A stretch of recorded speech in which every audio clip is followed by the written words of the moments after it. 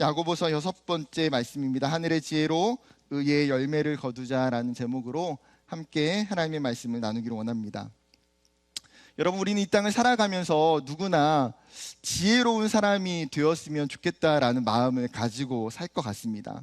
어쩌면 우리가 지금까지도 여러 가지 공교육을 받았던 것도 지혜로운 사람이 되기 위한 과정이었고, 심지어 또 여러 가지 사교육에 우리의 재정과 시간을 쏟아 부었던 것도 어떤 면에서는 지혜로운 사람이 되기 위함입니다. 심지어 대학을 졸업해서도 어떻습니까? 대학원에 들어가기도 하고요, 내가 원하는 자격증을 따기 위해서 학원을 다니면서 열심히 공부를 하기도 합니다. 여러분, 우리는 왜 이렇게 사실은 공부하는 일에 목숨과 시간을 많이 할애하고 있는 것일까요? 어쩌면 이 지식과 정보의 확장이 더 나은 내 삶의 미래를 보장하리라고 생각하기 때문이죠. 어쩌면 우리는 세상이 이야기하는 이러한 가치 속에서 무의식적으로 동의를 하면서 살아가는지도 모릅니다. 그렇다 보니 세상에서 사람들을 만날 때에도 지식이 풍부한 사람들을 높이 평가하곤 합니다. 지식이 있는 사람들은요, 분명한 매력이 있어요. 제가 대학교 때 학교에 들어가서 제 과 친구 한 명을 만났는데요, 이 친구가 책 읽는 거를 굉장히 좋아하는 친구입니다. 그래서 친구들과 이야기를 하다 보면 그냥 이렇게 편안하게 대화를 하잖아요. 그런데 이 친구는 자기가 읽었던 책들을 멋진 문구들을 항상 암기해 놓고 있어요. 그리고 나서 이야기할 때마다 그거를 이제 던집니다. 존 칼빈 선생님이 기독교 강요회에서 이렇게 이야기했어. 존 스토트의 그리스도의 십자가에 보니까 이 가운데 부분에 이런 이야기가 있어. 사실은요, 딱 이야기를 나누면요, 멋진 폭발이에요, 진짜. 여러분, 그런 사람 되시기 바랍니다. 좀 이렇게 형제들은 외우고 있어요. 좀 자매들이랑 이야기할 때에, 알겠죠? 너무 이렇게 머리가 깨끗하면 좀 안 되니까 우리가 좀 채워야 됩니다. 사실은 이 지식과 정보는 우리의 삶에 굉장히 유익하고 윤택함이 있어요. 심지어 우리가 살아가는 시대는 어떻습니까? 이러한 지식의 정보가 넘쳐나죠. 정보화 시대를 넘어서 초연결 시대, 인공지능과 빅데이터 시대를 살아가고 있습니다. 여전히 세상은 이 지식과 정보가 중요한 가치라고 이야기하고, 그것이 우리의 부와 권력이라고 이야기하기도 합니다. 그런데 세상은 그렇게 이야기할지라도 성경이 그렇게 이야기하고 있지 않다는 거예요. 세상이 수많은 지식과 정보를 갖춘다고 해도 그것이 하나님이 기뻐하시는 지혜로운 사람이 되지는 않는다는 것입니다. 그렇다면 여러분, 우리가 그리스도인으로서 하나님이 원하시는 지혜로운 사람이 되려면 어떻게 해야 될까요? 오늘 본문은 한 가지 질문으로 시작합니다. 13절이에요. 너희 중에 지혜와 총명이 있는 자가 누구냐? 그는 선행으로 말미암아 지혜의 온유함으로 그 행함을 보일지니라. 너희 중에 진짜 지혜 있는 사람이 누구냐? 누가 총명한 사람이냐라고 질문으로 시작해요. 이 질문은 사실은 지금 이야기하고 기록하고 있는 이 야고보 당시의 배경이 깔려 있습니다. 그 당시에 지혜로운 사람들, 혹은 가르치는 위치에 있는 교사들, 그 다음에 선생들, 지혜자들이 있었습니다. 요즘 말로 말하면 가방끈이 긴 사람들, 전문직 종사자들, 누군가를 가르치는 사람들이에요. 이들은 그 당시에 끊임없이 자신이 가지고 있는 지식과 지혜로 그것들을 뽐내면서 사람들을 지도하기 시작했어요. 그런데 야고보가 지금 오늘 이 말씀을 시작하면서 그들이 가지고 있는 지식과 지혜에 브레이크를 걸고 있는 거예요. 왜 그럴까요? 그들이 가지고 있는 이 지식과 지혜는 참된 진리와 지혜가 아니기 때문이에요. 그들이 가지고 있는 지혜의 결과를 보니까 더욱이 인정하기가 어렵죠. 진리라고 이야기하는 곳에 선한 행실이 전혀 따르지 않습니다. 심지어 하나님에 대한 인정과 높임이 없어요. 그들의 삶에 하나님과 동떨어져서 살아가고 있는 모습, 야고보는 이 부분을 지금 명확하게 지적하고 있는 거예요. 당시 유대인들은 지혜를 행동을 통해서 습득하는 것으로 문화적인 특징으로 받아들였습니다. 즉, 지혜가 단순히 암기, 공부, 학습을 통해서 현명하고 지혜로운 사람이 된다고 여기지 않았던 거예요. 그 당시도.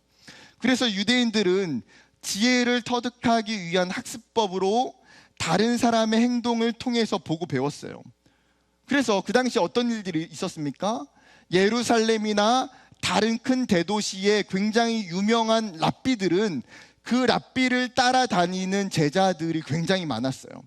그 제자들은 랍비들을 따라다니면서 함께 먹고 마시고 자며 동고동락했습니다. 여러분, 예수님도 마찬가지죠. 여러분, 예수님이 제자들 불러서 제자들에게 제자반, 예비리더 훈련, 전도학교, 선교학교 이렇게 가르치신 게 아니잖아요. 공생의 3년이라는 그 시간을 함께 먹고 마시고 돌아다니면서 예수님은 자신의 삶으로, 자신의 행동으로 그들을 가르치셨어요. 그렇기 때문에 그 사람의 행동과 삶은 지혜의 결정체고 지혜의 완성이 됩니다. 반대로는 그 사람의 행동과 그 사람의 삶을 보면 무엇을 볼 수 있어요? 그 사람의 지혜를 볼 수 있게 되는 거예요. 더 정확히는 그 사람이 어떤 지혜를 가지고 있느냐가 그 사람의 삶에서 행동으로, 모습으로 나타날 수밖에 없는 거예요. 그렇기 때문에 야고보는 지금 이 예루살렘 공동체와 디아스포라 공동체에게 뭐가 중요하다고 이야기하고 있는 겁니까? 지혜가 중요하다는 거예요. 지혜가. 성경은 우리에게 오늘 본문을 통해서 두 가지의 종류의 지혜가 있다고 말합니다. 하나는 땅 위의 지혜, 하나는 하늘 위의 지혜예요. 그런데 야고보는 사람들이 가지고 있는 이 지혜가 전혀 다르다는 것을 발견하게 돼요. 지혜라고 해서 동일한 게 아니다. 지혜의 근원과 지혜의 특징과 지혜의 열매를 보니까 완전히 다른 거죠. 그렇기 때문에 여러분, 우리는 이 두 가지의 지혜가 어떤 모습으로 나타나고 있는지를 좀 비교해서 생각해 볼 필요가 있어요. 첫 번째 지혜는 무슨 지혜입니까? 15절 말씀입니다. 이러한 지혜는 위로부터 내려온 것이 아니요 땅 위의 것이요 정욕의 것이요 귀신의 것이니. 이 지혜는 쉽게 말해서 땅 위의 것이라고 표현하고 있어요. 여러분, 땅 위에 있다는 것은 이 세상에서 만들어지고 세속적인 가치관 속에서 생겨난 것이에요. 심지어 인간의 욕심과 인간의 정욕을 따라서 육체적이고 정욕적인 본성을 가지고 있죠. 나아가 이것은 마귀의 것이고 악한 영에 의해서 조장된 거짓 지혜입니다. 그렇기 때문에 이 지혜는 선함도 없고요, 영적인 능력도 존재할 수가 없어요. 이런 세상적 지혜의 특징을 오늘 본문에서 두 가지로 이야기하는데, 14절에 보게 되면 그러나 너희 마음속에 독한 시기와 다툼이 있으면 자랑하지 말라. 진리를 거슬러 거짓말하지 말라. 지금 세상의 지혜를 가지고 살아가는 사람들의 모습 가운데에 뭐가 나타나느냐? 두 가지가 계속 나타난다는 거예요. 독한 시기와 그 다음에 다툼. 먼저 독한 시기는 뭡니까? 여러분, 시기가 뭐예요? 남이 잘 되는 것을 셈하고 미워하는 마음이죠. 사촌이 땅을 사면 함께 기뻐하고 즐거워해줘야 되는데 배가 아파요. 현대사회는 우리는 열등감에 사로잡힌 일들을 수없이 경험합니다. 한없이 자기를 부족하고 자기를 가치 없는 존재로 업신여길 때가 많아요. 문제는 내 안에 있는 이 열등감이 단순히 내 안에서 내적인 감정으로만 존재하지 않는다는 거예요. 끊임없이 나와 다른 사람들을 비교하며 나를 갉아먹는 동시에 다른 사람에 대한 시기와 질투로 나타납니다. 다른 사람이 내가 없는 것을 가지고 있을 때에, 다른 사람이 나보다 더 잘 될 때에, 다른 사람이 나보다 더 인정받고 성공하게 될 때에 그것을 기쁘게 받아들이지 못하고 오히려 공격하고 무시해요. 여러분, 성경에도 시기심과 관련된 이야기가 너무너무나 많이 있어요. 아담의 아들이었던 가인은 자신의 동생이었던 아벨과 함께 하나님께 제사를 드립니다. 하나님께서 동생이었던 아벨의 제사는 받으시고 첫째였던 가인의 제사를 받지 않으세요. 가인이 자신의 제사를 받지 않자 어떻습니까? 분을 내고 화를 내요. 그리고 그 분과 화의 결과는 어떻게 됩니까? 자신의 동생을 죽이는 일로 일어나게 돼요. 여러분, 성경에 나타난 첫 번째 살인은요, 시기심이 원인이에요. 또한 이스라엘의 12지파가 되는 야곱의 자녀들은 어떻습니까? 아버지 야곱이 유달리 사랑했던 아들이 있었어요. 누굽니까? 요셉. 아빠가 요셉만 특이하게 편애하는 거예요. 여러분, 부모가 편애하면 안 됩니다. 사실은 요셉만 나이키 옷 사주고, 막 형들은 다 나이스, 뭐 요셉은 아디다스, 뭐 형들은 다 아디드스, 뭐 드스, 뭐 아무튼 다른 거 짝퉁 아무거나 다 입히고 요셉만 다 좋은 거, 색동 저고리 옷. 그러면 형들의 입장에서 어떻겠어요? 화가 나죠. 왜 안 내겠어요? 심지어 얘가 그냥 가만히 있으면 그냥 그래도 나. 근데 꿈을 꿨다 하면 또 말하는 게 뭐야? 형, 아버지 제가 꿈 꿨어요. 제 곡식단이 있는데 형들의 곡식단과 아버지 어머니 곡식단이 저한테 절하는 거예요. 제 별이 있는데 형들의 별과 아버지 어머니 별이 저의 별에 절하는 거예요. 이비방정. 촉새.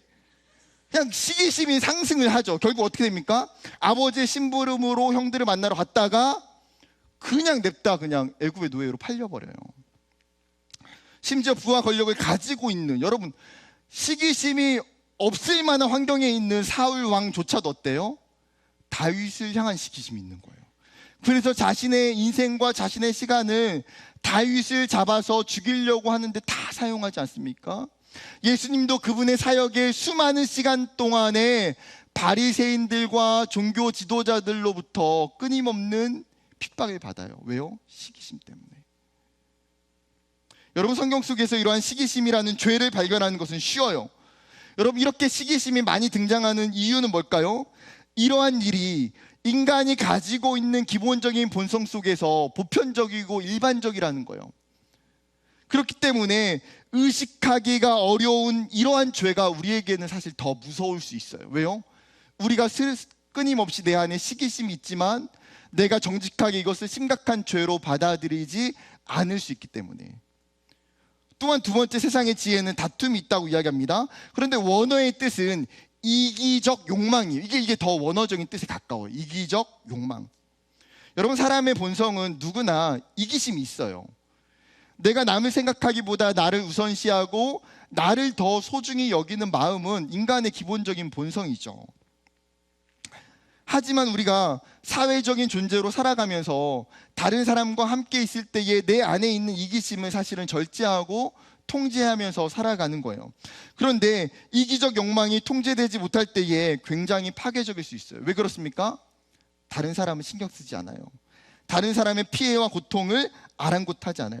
오직 나의 인생의 성공을 위해서, 내가 다른 사람보다 더 높은 자리에 올라가기 위해서 나의 의를 드러내고자 하는 욕망 때문에 다른 사람을 짓밟기도 하고 무시하기도 하고 끌어내리기도 하고 다툼이 일어나기도 하고 그 과정 속에서 죄를 지을 수밖에 없다는 거예요. 창세기 25장에 보게 되면 야곱과 에서의 이야기가 나옵니다. 형 에서가 들판에 가서 사냥을 하고 집에 들어와 보니까 얼마나 피곤하겠어요. 얼마나 배가 고프겠어요. 그런데 동생이 집에서 뭐 하고 있어요? 팥죽을 막 끓이고 있는 거예요. 온 집에 팥죽 냄새, 여러분 아시죠? 그 맛있는 냄새. 팥죽 냄새가 막 진동하니까 침이 막 꼴깍꼴깍 넘어갔겠죠. 그래서 에서가 뭐라고 말합니까? 배가 고프니까 팥죽 달라고 하지 않았겠어요? 여러분, 형제 사이에 형이 배고프면 팥죽 한 공기 줘도 되는 거 아닙니까? 첫째도 어떻게 생각하세요? 그쵸? 그거 당연한 거 아닙니까? 그래도 동생이 좀 줘야지. 제가 뭐 첫째여서 에서 편 드는 거 아니에요. 네. 그런데 이제 둘째 야곱은요, 공짜가 없어요. 그거 가지고 형이랑 딜을 해요. 형의 장자권을 나한테 넘기면 내가 팥죽을 주겠다는 거죠. 에서는 어쩌면 야곱의 이 이야기가 장난일 거라고 받아들였을지 모르겠어요. 그런데 야곱은 자신이 가지고 있는 이기적인 욕망으로 말미암아 철저히 계획적으로 지금 형에게 딜을 하고 있는 거예요. 한 걸음 더 나아가 아버지가 죽기 전에 형을 불러서 축복 기도를 해주겠다는 소식을 듣고 어떻게 합니까? 가죽옷을 입고 별미를 만들어서 눈이 잘 보이지 않는 아버지에게 가서 형인 척하고 아버지에게 축복 기도를 받아요. 야곱이 나중에 하나님에게 이스라엘이라는 이름을 받고 믿음의 사람이 되지만, 여러분, 야곱이라고 하는 이 인생과 이 사람은 굉장히 철저하게 이기적인 삶을 살았던 인생이에요. 자신의 축복 기도를 빼앗은 그 형의 분노에 휩싸여 형이 야곱을 죽이려고 합니다. 형과 원수가 돼서 어떻습니까? 외삼촌이 사는 밧단 아람으로 도망쳐요. 그로 말미암아서 형과 원수가 되죠. 또 본인과 아버지도 본인과 어머니도 또 아버지와 어머니도 다 관계가 깨져요. 그러니까 집안 자체가 한순간에 콩가루 집안이 돼요. 여러분 또 열왕기상 21장에 보게 되면 북이스라엘의 왕이었던 아합이 등장해요. 아합이 자신의 왕궁에서 가장 가까운 곁에 뭐가 있었냐면 나봇의 포도원이 있어요. 이게 너무나 탐나는 거예요. 넓고 좋은 땅의 포도원. 그래서 나봇에게 뭐라고 이야기합니까? 내가 돈을 줄 테니 그것을 나에게 팔라고 이야기하죠. 그런데 나봇이 거절합니다. 거절한 이유가 뭐예요? 성경적이에요. 하나님이 이스라엘 지파에게 주신 땅은 하나님이 기업으로 주신 것이기 때문에 매매를 할 수 없다.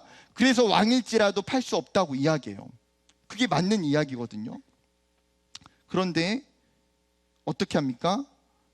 구약에서 가장 무서운 부부 깡패단 아합과 이세벨이 어떻게 해요? 불량배를 시켜가지고 거짓 음모로 나봇을 죽이게 만들어요. 그리고 그 포도원을 빼앗아 강탈합니다. 여러분 무엇 때문에 사람을 죽이면서까지 모함을 하면서까지, 심지어 왕이잖아요. 왕이 뭐가 부족하다고요? 왜 이런 일들을 하게 됩니까? 아합에게 있었던 이기적인 욕망 때문이에요. 여러분 성경은 우리에게 이기적인 욕망이 얼마나 강력하고 무서운 죄가 될 수 있는지를 가르쳐주고 있는 거예요.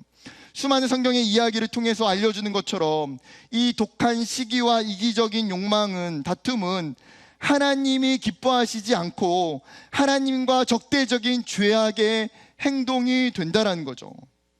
그렇게 로마서도 우리에게 이 세상의 지혜의 잘못된 특징을 분명하게 경고합니다. 로마서 13장 13절, 낮에와 같이 단정히 행하고 방탕하거나 술 취하지 말며 음란하거나 호색하지 말며 다투거나 시기하지 말고. 다툼과 시기를 멈추고 끊어내라는 거예요. 그렇지 않을 때의 그 결과가 뭡니까? 16절입니다. 같이 읽어볼까요? 시작. 시기와 다툼이, 여러분 시기와 다툼이 있는 곳에 뭐가 있어요? 혼란이 있어요. 평안이 없는 무질서한 상태. 또한 악한 일, 나쁜 일들이 일어나죠. 내 삶이 파괴되고요, 내 공동체가 파괴되고요, 내 이웃들이 나로 말미암아 파괴되고 죽게 돼요. 여러분 어떤 가정에서 부모님이 자주 싸우고 다툰다고 가정해 봅시다. 이런 가정에 행복이, 평안이 있을까요? 어린 자녀들이 이런 가정에서 정서적인 안정과 평안함을 가지고 살아갈 수 있을까요? 불가능해요. 가정이 행복하지 않고 영적일 수도 없고 부정적인 열매들이 생겨나게 되죠. 사랑하는 청년 여러분, 이제 돌아와서 우리의 삶의 자리에서 우리의 모습을 생각해 봅시다. 우리는 이 땅을 살아갈 때에 이 세상의 지혜를 가지고 살아가고 있지는 않습니까? 세상의 지혜, 정욕의 지혜, 사단이 주는 지혜가 나도 모르게 내 삶의 중심에 자리 잡고 있어서 그 지혜를 가지고 내가 세상에서 살아가고 있지는 않습니까? 그로 말미암아 내 안에 수많은 시기와 이기적인 욕망의 모습들이 나타나고 있지는 않습니까?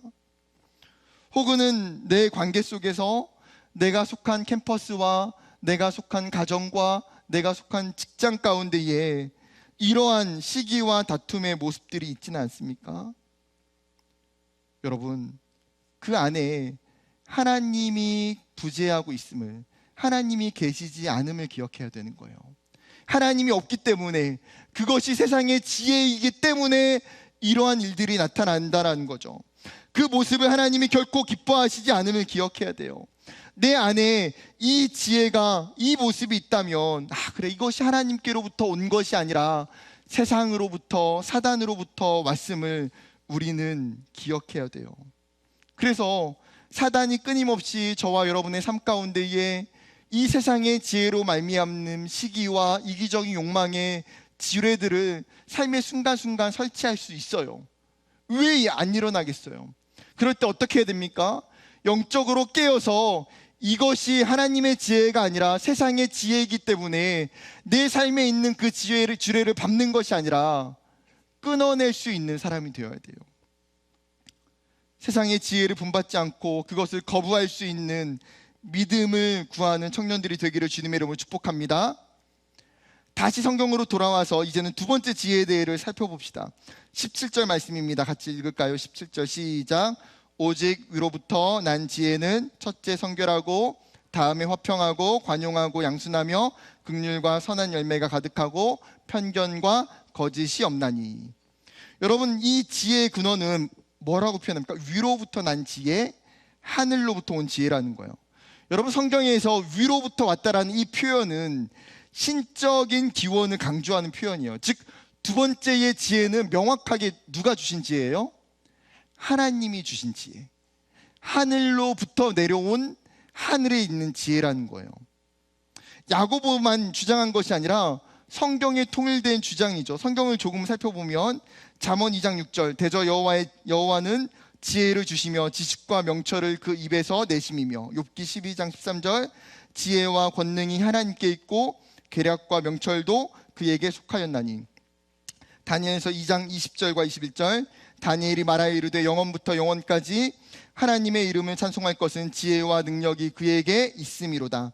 그는 때와 계절을 바꾸시며 왕들을 패하시고 왕들을 세우시며 지혜자에게 지혜를 주시고 총명한 자에게 지식을 주시는도다. 여러분, 성경이 끊임없이 동일하게 이야기하는 것이 무엇입니까?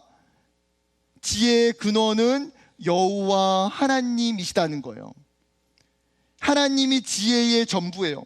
그분의 지혜로 온 세상이 창조되었고 이 세상이 운행하는 모든 섭리가 하나님의 지혜와 하나님의 총명함 때문에 나타나고 있다는 것이죠. 여러분, 그렇게 지혜의 근원을 잊어버린 채 마치 그것을 내 지혜인 것처럼 착각하는 것은요, 어리석은 행동이에요. 여러분, 성도는 이사야 선지자가 예언했던 것처럼 기묘자이며 모사이신 전능하신 하나님, 즉 하나님은 어떤 분이시냐? 하나님은 신비롭고 하나님은 기묘하시고 그분은 영원하고 탁월한 지혜를 가지고 계신 분. 여러분, 그 신앙과 믿음이 있는 것이 성도의 본분이라는 거예요. 하나님이 지혜의 근원이시고 하나님이 참된 지혜고 진리이시다는 것을 믿는 것. 여러분, 나아가서 이 하늘의 지혜를 통해서 나타나는 특징은 뭡니까? 7가지로 이야기하죠. 성결은 도덕적인 순결과 마음의 청결함을 이야기합니다. 화평은요, 하나님이 정하신 질서 가운데 나타나는 평화로움이에요. 또 관용은 타인에게 관대하며 친절한 것이고요. 양수는 타인의 의견을 존중하고 양보하는 것입니다. 긍휼은 타인을 측은히 여기는 마음과 용서함이고, 선한 열매는 선한 일을 통한 열매를 맺게 되고, 편견과 거짓 없음은 차별과 위선이 없는 거예요. 여러분, 이것이 하늘의 지혜를 통해서 나타나는 삶의 특징이라는 거예요. 그런데 17절을 보고 있으면 이렇게 질문할 수도 있어요. 목사님, 지금 지혜에 대해서 이야기하고 있는데 17절에 나타나고 있는 이 지혜의 특징은 사실 지혜와 다소 거리가 먼 것 아닙니까? 너무 좋은 질문이에요. 사실 제가 궁금했던 부분이에요.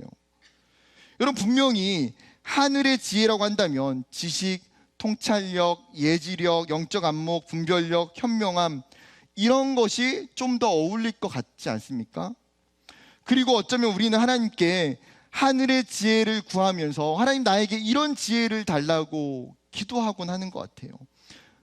그렇기 때문에 오늘 성경이 우리에게 이야기하고 있는 이 지혜가 받아들이는 우리에게도 너무너무나 의외라는 거죠. 그런데 여러분, 17절을 다시 자세히 묵상하다 보면 이 하늘의 지혜의 특징을 발견할 수 있어요. 여러분, 이 지혜의 특징이 뭘까요? 하늘의 지혜는 하나님의 성품과 연관된 것들이라는 거예요. 즉, 하나님의 지혜를 따른다는 것은 단순한 지식이 아니라 그분의 성품과 그분의 삶을 따르는 것이기에 하나님의 성품이 우리의 삶의 인격과 삶의 열매로 나타나게 된다는 거예요. 합신대 신대원 신약학 교수님이신 이보구 교수님이 하늘의 빛 땅의 열매라는 책에서 이렇게 설명해요. 그냥 인용하겠습니다. 야고보가 말씀하는 하나님이 주신 지혜는 능력이 아니라 하나님의 성품입니다. 그러므로 신자는 능력을 행하는 자가 아니라 자신의 인격과 삶 속에서 하나님의 성품을 실현하고 이루는 자입니다. 맞습니다. 여러분, 우리가 정말 지혜로운 사람이 되는 것은 사실 내가 다른 사람보다 많이 배우고 더 많은 책을 읽고 많은 지식과 정보를 소유하는 것이 아니에요. 그것은 지식이죠. 여러분, 참된 지혜는 하나님을 알아가고 하나님을 닮아가는 것에 있어요. 하나님의 뜻에 순종할 때에, 하나님의 성품이 그 삶에 나타나고 실현될 때에 그 사람은 세상의 그 누구보다도 지혜로울 수 있다는 거예요. 왜요? 그 사람은 하나님이 원하시는 길을 가고 하나님이 원하시는 뜻을 찾게 되고 하나님이 원하시는 삶의 열매들을 그 삶에서 더욱더 풍성하게 드러내기 때문이에요. 여러분, 그럴 때 하나님의 지혜의 결과가 무엇입니까? 아까 땅 위에 있던 지혜는 시기와 이기적인 욕망과 다툼으로 말미암아 분열을 일으켜요. 그런데 18절에는 이 하늘 위에 있는 지혜는 어떻습니까? 화평을 만들어내요. 여러분, 야고보 사도가 지금 그리스도인들에게, 디아스포라 성도들에게 부탁하고 당부하는 것도 바로 이것이에요. 너희가 정말 너희의 삶 가운데에 하나님의 지혜를 가지고 그 지혜로 말미암아 너희의 삶 가운데에 하나님의 화평이 나타나기를 소망한다. 너희는 하나님의 지혜로 그 평화를 만들어내는 사람들이라는 거예요. 시기와 다툼과 악한 말과 편견과 수많은 악으로 인해서 마음이 깨지고 관계가 깨지고 세상에 분열이 있는 그 땅 가운데에 하나님의 지혜를 가지고 영적인 중재자로, 영적인 치유자로 하나님이 우리를 보내신 것이, 그것이 우리의 사명이고 역할이라는 거죠. 예수님께서 하나님의 지혜로 이 땅에 오셔서 그 일들을 이루어내셨어요. 골로새서 1장 20절과 22절 말씀입니다.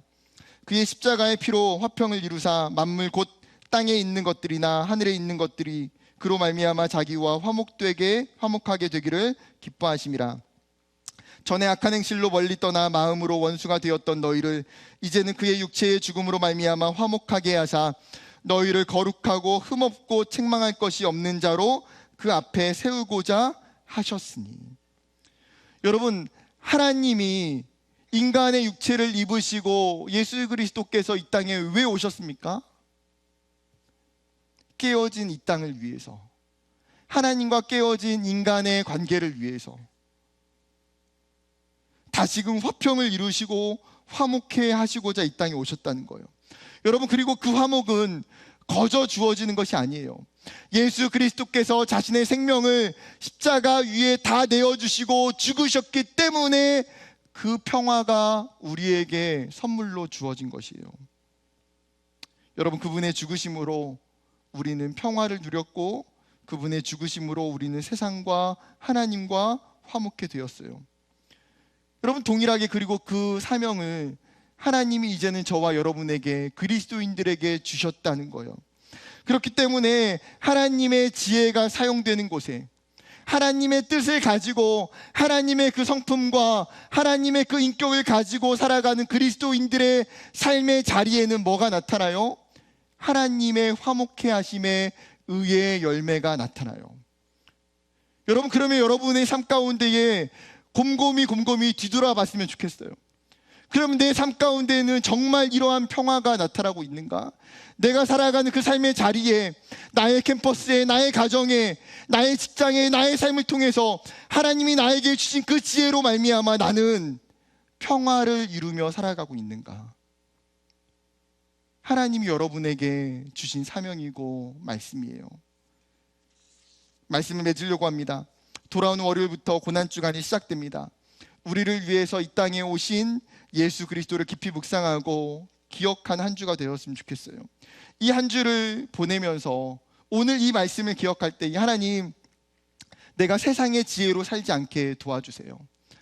하나님, 내가 이 땅의 지혜로 살아가지 않게 하시고 내 안에 있는 이 땅의 모습, 그 시기와 이기적 욕망과 다툼이 있다면 그리스도의 십자가 위에 내가 다 내려놓기를 원합니다.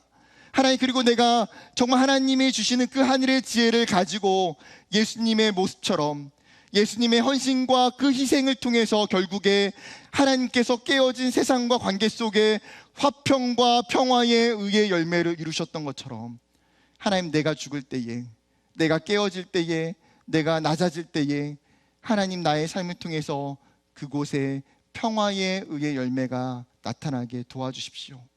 그렇게 기도하고 살아가는 저와 여러분이 되기를 주님의 이름으로 축복합니다.